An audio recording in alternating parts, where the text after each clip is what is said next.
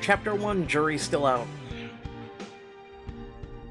Drop your knuckles on the open door of what used to be Sadie's enormous corner office. Her name is gone, replaced with a new golden lettering.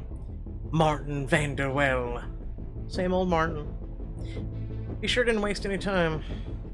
Come in. Martin beckons you in and raises fingers to his lips, gesturing to the phone receiver wedged between his ear and shoulder. As you step inside, you see Gabe and senior associates sitting in comfortable silence. Aislinn meets your gaze, her eyes widening in quiet warning. I should sit next to Gabe. He'll know more. As you take a seat beside him, Gabe sighs before leaning in and lowering his voice. Enjoying Vanderwell's little power play? No, but he clearly is. You look around Sadie's former office. You were so impressed by the place on your first day, now it seems tainted. Martin finally puts the phone receiver back in its cradle. Why don't we get right to it? Some new cases came in, which means it's time for the two of you to impress me as lead counsel. Impress you? I thought Gabe decided which cases we worked. I do. Correction, you did. As the newest senior partner, I'll be overseeing the junior partners and senior associates. Martin leans forward, slaps a case file each on the desk in front of you and Aislinn. Had a bad feeling about this. Do I at least get to choose my own co-counsel, or do I need your approval for that too? Oh, I'll allow it. This time. Whoever you don't choose will work with Aislinn. I'd pick carefully, this case is tricky.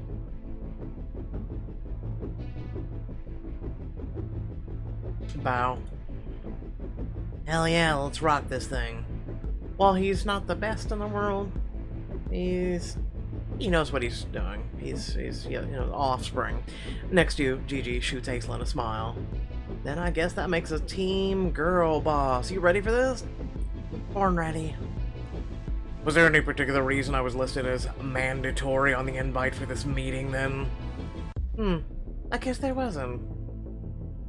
Without a word, Gabe stands and heads for the door, leading the others out after him. But as you follow his lead, Martin calls after you. Michaels, a word. You two hash that out. I'll be in your office when you need me, co-counsel. You wait for the room to clear before turning to face him. He rises from his desk chair like a king from his throne. How can I help you? Actually, I'd like to help you. I know you have a tenacity to favor our more, how should I put this, pro bono clients, but I need you to suppress that urge today.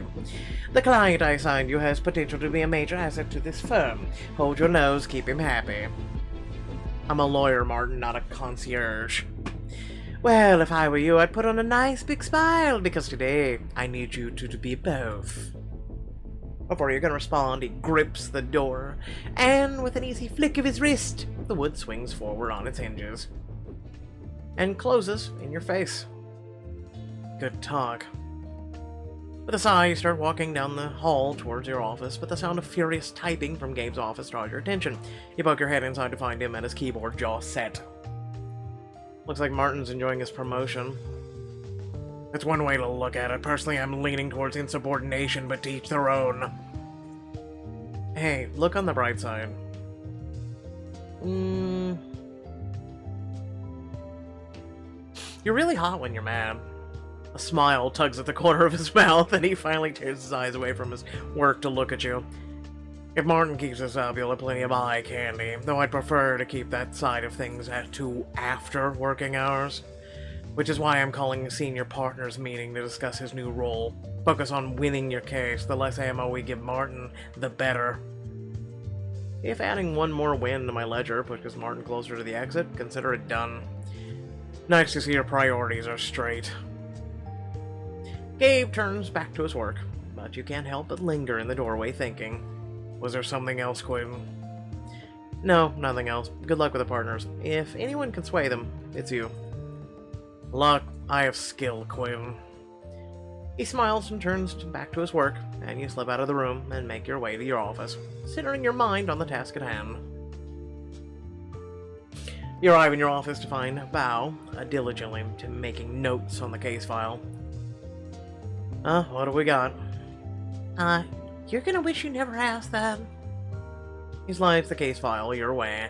Our client George is suing his wife, Lurleen, because he thinks their baby is ugly.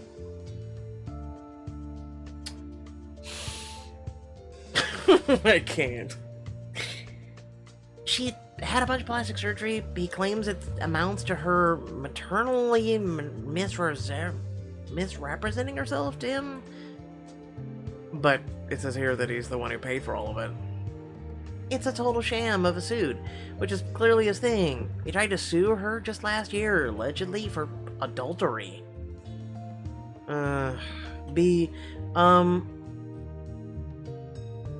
Does something seem off to you? Most people try marriage counseling, but this guy decided to go straight to court? Not to mention, presiding judges in every case have either dismissed the case with prejudice or found in favor of his wife. Yeah, I think they're gonna find in favor of this one too. Before you can reply, there's a knock at the door, and Ryan pokes his head in. Quinn, your client, His wife, and her attorney are on their way up. Thanks, Ryan. We'll be right there. What are we gonna do? We've got nothing. Let's withhold judgment until we meet him. Maybe he'll be more reasonable than we think. Or because he's Mr. Moneybags, he's not. You enter the conference room to the sound of shouting. A middle-aged man leans over the table, staring daggers at a breathtakingly beautiful woman. Admit it, Lurleen. You lured me into this marriage under false pretenses. Don't respond to that. Trust me, I had no intention of dignifying that BS with a response. You extend your hand to the man and try not to flinch as he envelops it in a crushing grip. Mr. Armstrong, I presume. I'm Quinn Michaels, and this is, Bow McGraw. Where are your attorneys? Michaels, Martin Vanderwell told me you're one of the best. I hope you can help me right this wrong. Can we keep this moving? I swear to God, George, if this takes as long as the time you tried to sue me for cheating on you... With all due respect... Has a DNA test been performed on the baby in question? My son's parentage is in question here. The genes he inherited, however. This is your weakest attempt to find a way around our prenup yet, George. There's no record of prenuptial agreement in your file. Why would there be? That's not relevant to our current situation. We believe it is. My client has outlasted the prenup as entitled to half of his assets, bearing evidence of marital wrongdoing on her part. A clause he's been doing his best to exploit. It's obvious there's no case here, Mr. Michaels. Mr. Armstrong will let this drop if he agrees to honor the prenup and cover her legal fees. Over my dead body. That boy is hideous, Lurleen, and it's all your fault. You're insane. There's nothing wrong with our son. You look from your furious client to his fed-up wife. Throughout the book, the choices you make will impact the sort of attorney you are. Choose wisely. Mr. and Mrs. Armstrong, can I see a picture of your son?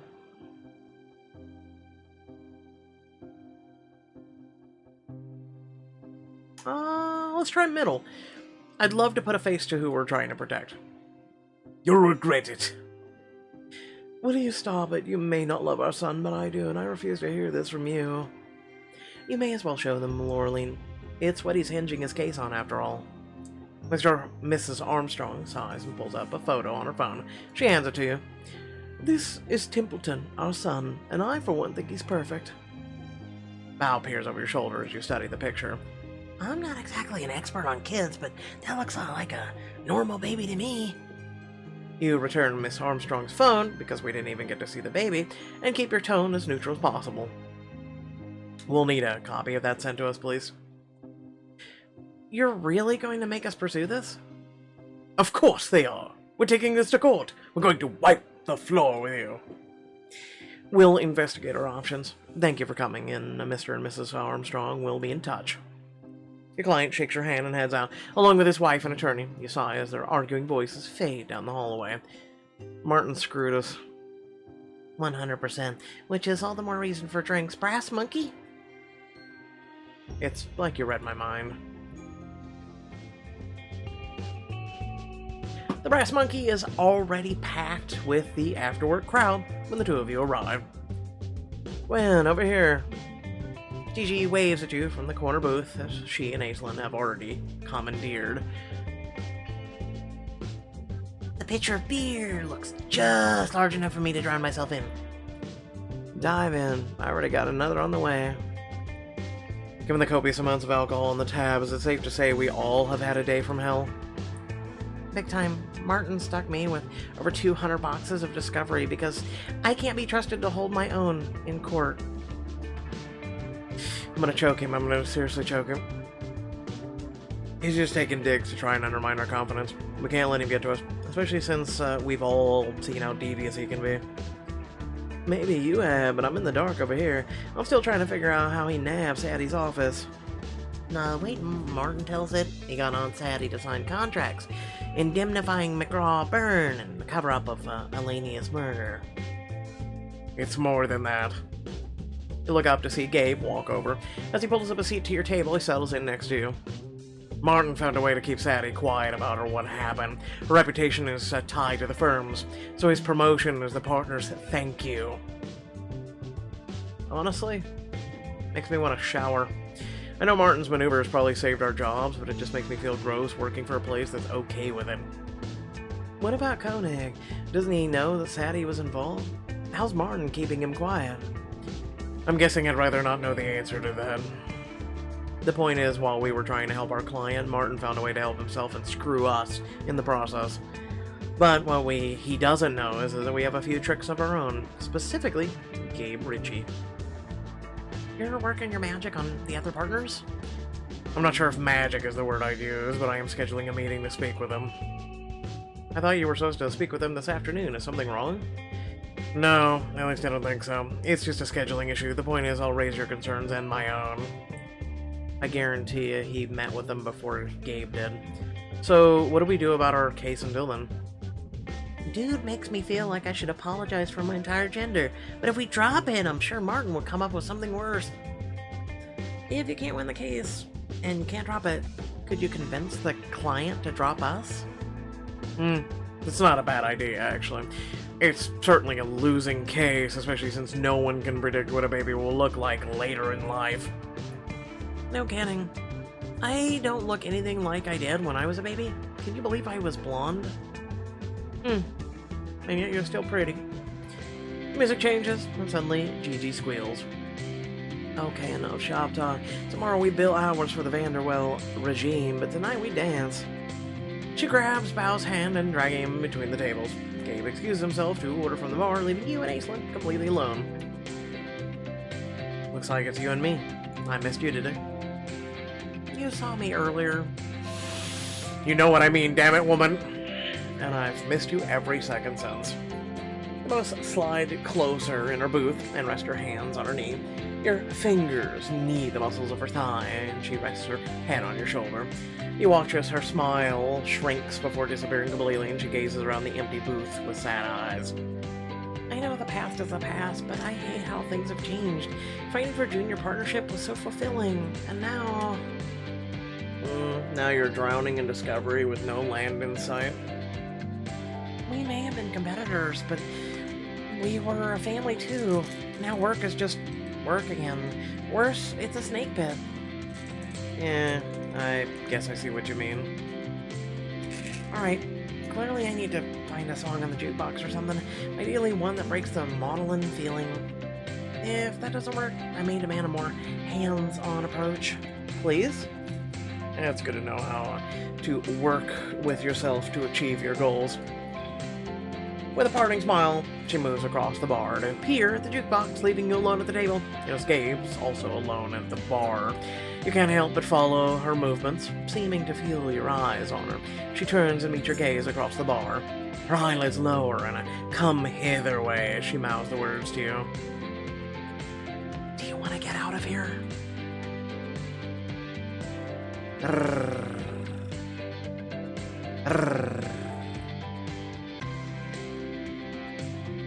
Your gaze lingers on the curve of her full lips as she tilts her head towards the exit, a clear invitation. I have a feeling I know how Aislinn might like to take her mind off work. Diamond choice! So it's pretty much clear-cut one, Aislinn. Also, I've never had a woman give me the come-hither eyes. What? Choices? Choices. It took a minute, but finally it went through. Anyone else been having that issue lately? I've noticed it's been more frequent. You make your way over to the bar and settle up next to Aislinn, pulling her close to whisper in her ear. I'll be down to go somewhere a little more private. My apartment, just in Central Park. Hand in hand, you slip out into the side door into the night. Before long, you and her are in the park, the sounds of the busy street fading away. Central Park is always so beautiful at night, especially when you have someone to share it with. She lets go of your hand and wraps an arm around your waist instead. As her fingers graze your hip, sparks a light on your skin. It's not so crowded, but definitely not private either. She slides her hand down past the small of your back, giving your rear a playful squeeze. You take in a sharp breath.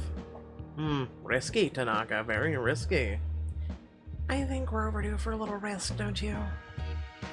If that's the case. As you walk along, you notice a sprawling oak and the nearby bridge, both reasonably private. I should...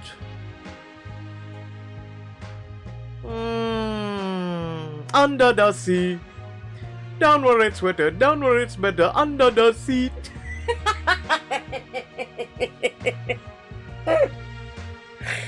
Shut up.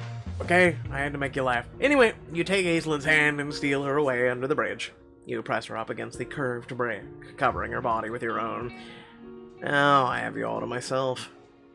Run a hand up her thigh with the pressure. It's barely there. She bites her lip, pressing her chest against yours. Debatable. She slides one hand down your chest and the other slipping around to your body to pull you hard against her. I have no idea you'd be into this. I can flirt with a little exhibition. You're touching every inch of the bearskin you can reach, grazing your teeth along her earlobe, kissing sweat away from her collarbone. I can't think straight when you do that. I need more. Oh, so you want me to get straight to it, huh? Please. Nope. We definitely broke the law. You make an exaggerated show of looking over your shoulder, Aislinn laughs before burying her flush face into the crook of your neck. Like I said, under the sea. I'll be your lawyer if you'll be mine. There's a getting off joke in here somewhere, but for the record, deal. You linger for a moment in the afterglow, holding each other close. But as the night grows colder, you hear the sounds of other New Yorkers traveling home from the bars, cabs, honking on the busy streets, and hurry to put your clothing back on. Too bad we didn't make it to my apartment, but also, not really. I'll tell you what, I'll walk you home. You scout out a location next time. Perfect. You and her cut through the rest of the park hand in hand, unwilling to let the other slip away until after you reach her door. Later that night, you're lying in the bed, unable to sleep as you run the particulars of the case through your mind over and over again. George Armstrong's petty. He's obsessed with appearances. He didn't even have a photo of his own kid on his phone. He pulled up right as something Aislinn said earlier in the night drifts back to you. No kidding. I don't even look anything like I did when I was a baby. Oh god, that's it. Grab your phone and craft a series of carefully worded emails and hit send before lying back in the bed, a smiling curling on your lips. Your move, Martin. You arrive the next morning to find Bao hooking his laptop up to the conference room projector. The client's on his way up. Is everything ready? We're ready to go. Bold play, Quinn. Thank you. Let's just hope Mr. Armstrong takes the bait. Moments later, the door opens, and he strides inside, looking at you expectantly. You said you had something to show me. That's right. Take a seat, Mr. Armstrong. You nod to him, and he hides a smile as he hits a key on the laptop. The screen on the conference room wall fills with a flattering photo picture of your client. He lights up with a sight of himself. What's this? As you might have guessed, due to the nature of this case, visual aids will be very important to our argument. So are you taking the case? Of course! Think of the No, we need to flatter his ego. Here, here! I've often said how difficult it is to be a conventionally attractive, rich white male in today's society. Sorry, I just almost puked at that. I'm sure Mr. McGraw here understands. Oh, yeah, I get what you're saying. Oh, you're on the right hands. Us men have to stick together. Shut up. I can't with this chauvinistic bullshit. You gesture to the slideshow, bringing your client's attention back to the picture of himself. We'll open up by showing the court pictures of you and your wife side by side. A perfectly attractive image of Miss Armstrong appears on the screen. Pre-cosmetic surgery. Your client heaves a sigh. Oh, well, there's all the evidence you need. She was so plain when we met. That's exactly the angle we'll take. There's no way this baby could possibly have inherited your genes. You click to another picture, a tight close-up of the baby's face. Ugh, did you have to make the baby's picture so big? It's like staring into the eyes of Medusa. It's just so I'm sure that what points to drive home in the core. Would you mind identifying the aspect of your son's appearance you find most offensive? Where do I even start? His freakishly red clown lips, his buggy little eyes, how awful his pudgy cheeks. Oh, I could go on, but I'm sure you can see what I'm seeing. My son is irredeemably hideous. And you don't think he'll grow out of it? How could he? Dealt a genetic hand like that, the boy's doomed. You click again, zooming the photo out a bit. The case is open and shut. It's literally him from 1976. Oh, God. Oh. I understand your concern. And frankly, it reflects well on you as a parent. Oh, wait. Is that brown tile in the background? Actually, yeah, that doesn't look like our house. In fact, I haven't even seen that tile like that since... Ah, crap. Sorry, Quinn. I got the order of pictures all messed up. The slide switches to a second photo of the same baby giggling in the arms of one woman in the fabulous 80s perm. Mom? Damn it, pal. Mr. and Mrs. Armstrong's baby pictures are supposed to come after their sons. My bad. I was drafting my fantasy team while I built the deck. Here's the right picture. The client blinks in shock as his picture is replaced by an image of his son being cuddled close by his blissful wife. The two babies are nearly identical. How can that be me? The first picture looks so much like Templeton. Those two pictures do look similar.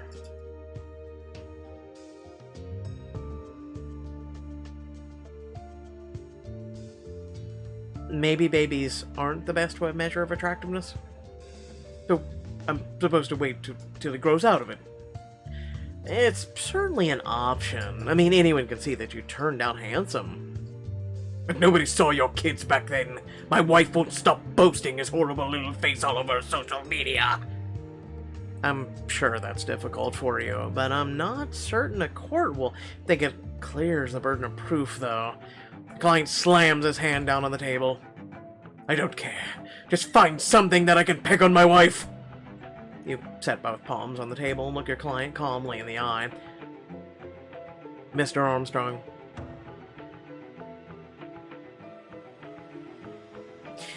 It's time to show your wife a little compassion. I think it's safe to say that you both know your marriage is over.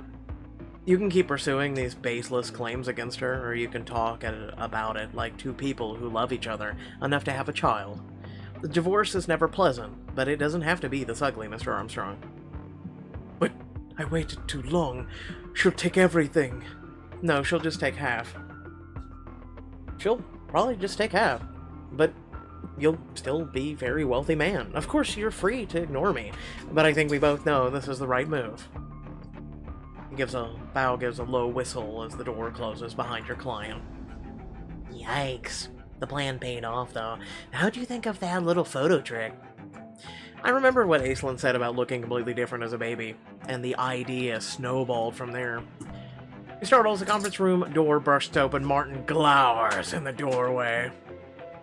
What did you do? My job. Something you don't know how to do anymore. Martin, I take it you just ran into my former client? I told you to win this case, not chase him out of the building. I didn't chase him anywhere. I just showed my client our case strategy. I take that to mean you purposely presented a weak front. Oh, come on. Quinn did everything he could to find a winning strategy for this case. It's not his fault that our client used his head and dropped the case. Martin presses his thumb and his forefinger to the bridge of his nose. I gave you a real opportunity here, Quinn, a chance to show me and everyone that you're not going to repeat the mistakes you made with Sadie. Sorry. I must have misheard you. Do you mean having ethics? If that's what you were to call your blind spot, sure. The other senior partners need to hear about this. I want you upstairs and ready to explain yourself in 15 minutes. Hang on. Not you. He levels a cold stare at you. Junior partners are held to a higher standard than associates. I thought you understood that, but clearly I overestimated you. With a parting smirk, he turns and stalks out of the conference room. How much do you want to bet Martin's going to turn them against me before I even walk through the door? Dude, of course he is, which is why you have to fight fire with fire. Your partner too, after all. And how do you suggest I do that? Show up looking like the boss that you are. Aunt Sadie always drilled in everyone how much appearances matter in the business.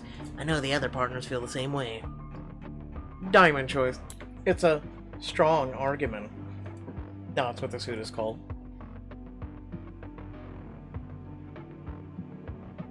You stride into Martin's office, exactly 15 minutes later, with your head held high to find the senior partners already waiting for you.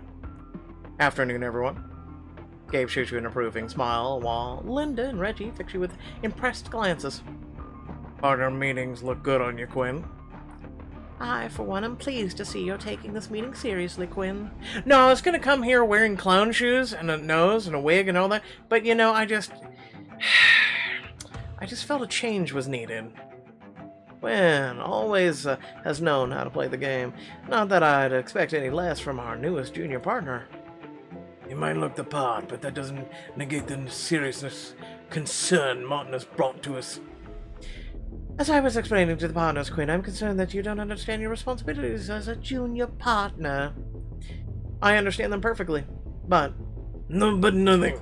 We lost several loyal, high-paying clients when Sadie retired. They need to be replaced, not turned away. We can't replace them with anyone. We need to find good new clients. Quinn astutely... Yes, we're aware of Quinn as a favorite of yours, Gabe, but if you can't remain impartial, perhaps you'd better stay quiet. The smart remark stuns the room in a silence as Gabe tries to collect his composure. Reggie clears his throat. I have to admit, I am worried by the judgment Quinn displayed in letting this client go. Is there a solution?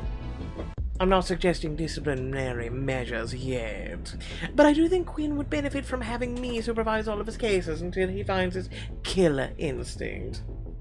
What? I can assure you that's not necessary. I'd like to hear Quinn's side of things before we make any decisions. Yes, perhaps there's something we're missing. The senior partners turn to you and survey your options.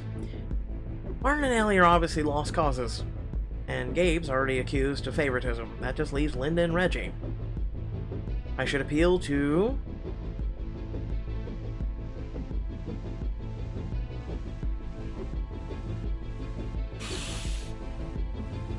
practicality, tender heart. Practicality. I understand your concern about losing Mr. Armstrong as a client, Linda, but I assure you it was the only logical decision. Interesting. How do you figure? Well, my client came to me to avoid a prenup, citing that his wife had maternally misrepresented herself because his son was born ugly. Oh, well, that is a rather unusual claim. Exactly. That's not the point. Quinn has displayed a tenacity to act on his own volition without considering the impact of his choices. I want a straight explanation, Quinn. What gave you the right to abandon a case assigned to you by a senior partner? I never abandoned it. The client abandoned us. I made my choice because this case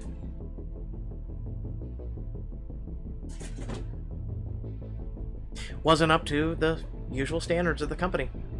I know billables have suffered in Sadie's absence, but McGraw Byrne is still perceived as one of the most prestigious firms in the city. If we start accepting gutter cases from clients with no values, deep pockets, our reputation will suffer.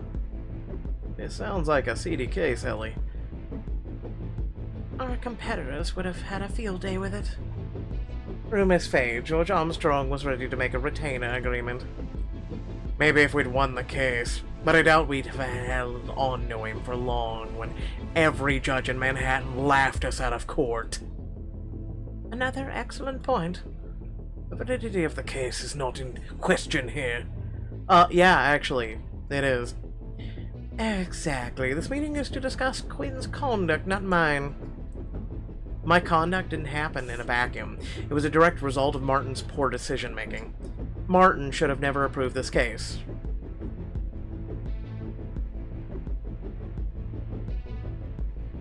All the firepower was on the wife's side.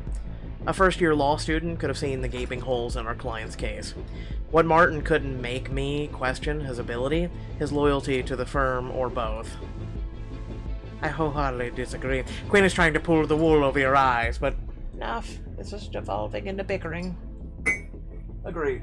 Let's vote on the matter of whether Quinn should be under Martin's supervision or for a probationary period. I vote yes, obviously. Why do you get a vote? I vote no. As far as I'm concerned, Quinn displayed excellent judgment in dealing with this case. Big surprise. Hey, psst, hey! The adults are talking, child, shut up! I vote no as well. I think Quinn made the most logical decision in this particular instance. I vote yes. The hierarchy exists for a reason. Martin does you a smug smile as most senior partners at your firm sides against you. Most? Most? 2! It is literally split 2-2. Piss off! Who wrote this? That brings us to a tie. Where's most? Reggie, Quinn's fate rests on your vote. Suddenly nervous. Not really. You turn your attention on Reggie. Gabe sees your anxiety and steps in with an easy smile. Reggie, consider what... I'm perfectly capable of making up my own mind, Gabe. Gabe looks shocked by the brush off, but quickly hides it. Of course, your guts never steered you wrong since I've been here. Reggie turns a thoughtful gaze on you. You justified your actions with concise and passionate argument. I vote no to supervision. I suppose that's the no's have it. As disappointed as I am that my first case as a junior partner ended this way, I assure you that I'm taking my responsibilities very seriously. For your sake, I hope so. Winning cases starts with knowing which ones to choose, Martin. If you're expecting Quinn to succeed, I'd start there. I'll keep that in mind. He shows you all to the door before closing it behind you with an angry click. Ellie and Linda head up to the corridor, but Reggie lingers. A word of advice, Gabe. You've always had a long leash, because Sadie was such a fan of you. But now, I tread a little more carefully, especially around Eli. Thanks for the heads up. Reggie gives you a curt nod and moves on, leaving you and Gabe alone. That's because they're all leaning towards favoritism. Like, right now you have Eli and Martin playing with them and planting seeds. Gabe, are you? Don't worry about me. Let's focus on you and the win you just had. I was pretty impressive in there, wasn't I?